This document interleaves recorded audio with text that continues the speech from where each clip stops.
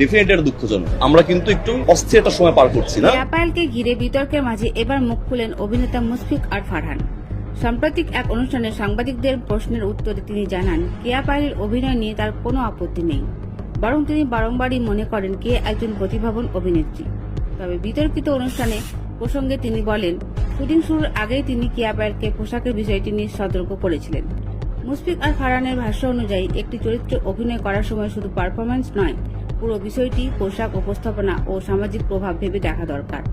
তিনি বলেন, আমি তখনও বলেছিলাম, এমন পোশাক পরে শুটিং করলে বিষয়টি ভুলভাবে উপস্থাপিত হতে পারে এবং দর্শক অন্যভাবেও নিতে পারে।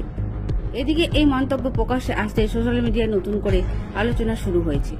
কেউ বলছেন একজন সিনিয়র শিল্পী হিসেবে তার পরামর্শ দেওয়া স্বাভাবিক, আবার কেউ বলছেন একজন অভিনেত্রীর নিজস্ব পছন্দ ও স্বাধীনতা গুরুত্বপূর্ণ। তবে মুশফিক আর ফারহান স্পষ্ট করে দেন, তার বক্তব্যের উদ্দেশ্য কোনো ছোট করা নাই, বরং অপ্রয়োজনীয় বিতর্ক এড়ানো। সব মিলিয়ে কেয়া পায়েলকে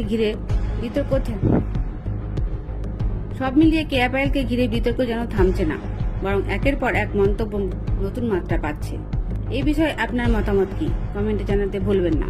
ধন্যবাদ।